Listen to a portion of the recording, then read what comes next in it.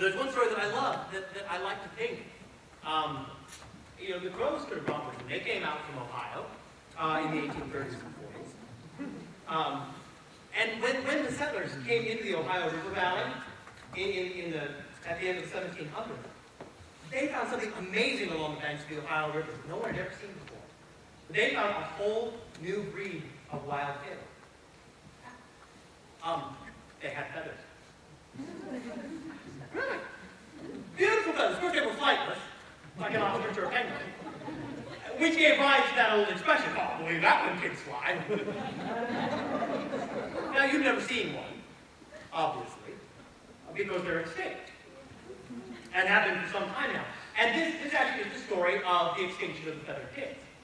It was the fault of the steamship, the great steamboat Galusha. Now, I know that Galusha was real because I've been to places where there are streets named after it. There is a Galusha Street in Wheaton, Illinois. There was a Civil War general named after it, General Galusha. There was a book written in 1921 called Galusha the Magnificent. The Galusha was a huge, biggest, fastest, most powerful paddle wheeler on the river. The paddle wheel was the size of 20 Ferris wheels put side by side. The smokestacks were so tall that if you looked up on a clear day, you might be able to see the top of it. Yeah, the workers had to crank the smokestacks down like telescopes to fit underneath the bridges. And the whistle was so loud that it was only blown in grave emergencies because it would break out the windows in houses 3 miles off. It was so loud. That's the Galusha. Now, one day, the Galusha was docked at Pittsburgh, and the crew had just finished loading it from stem to stern and top to bottom with crate upon crate of fresh donut holes to take to Cincinnati. Well, people in Cincinnati were just fanatically crazy about their donuts. I mean, they love these things, but they didn't yet have the hole-making technology perfected. So they'd import the holes from Pittsburgh and then put them in the donuts.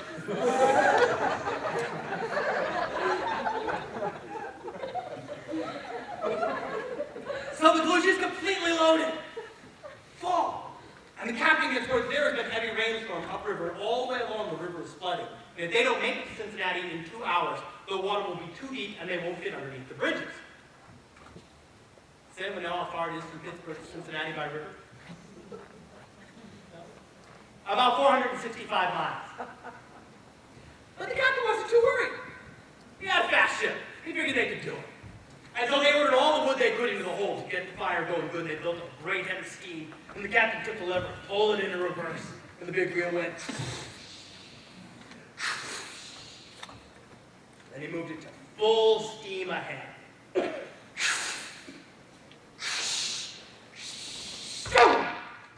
It shot out of the harbor like lightning that was late for supper.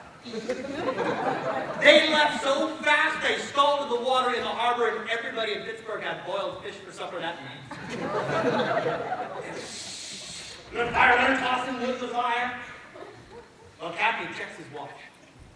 It's been about an hour. They're barely halfway there. They still have a good 232.5 miles. And the head fireman came in and said, "Captain, we'll never make it, Captain. We're running on putty hose as it is." The captain said, "Just do it. You'll find anything you can that'll burn." So they ended up on the top decks of the ship, and they took the chairs, and they snatched up the chairs, and they tossed them down to the fire.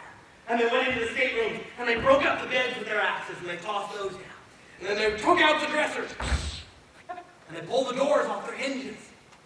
And before long, they started taking apart the walls. And pretty quickly, they took apart the top 2 decks of the ship, which lightened it up considerably. Now they were just flying. You couldn't even see the paddle wheel that was going that fast.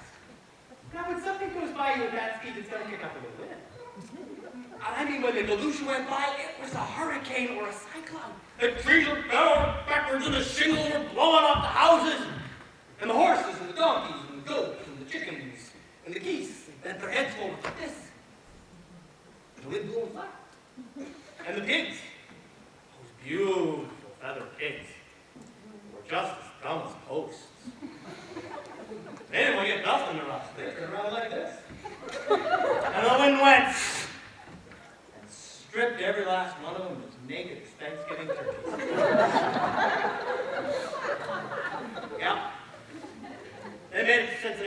fine with their donor holes, but from that day to this, there's never been another feather pig.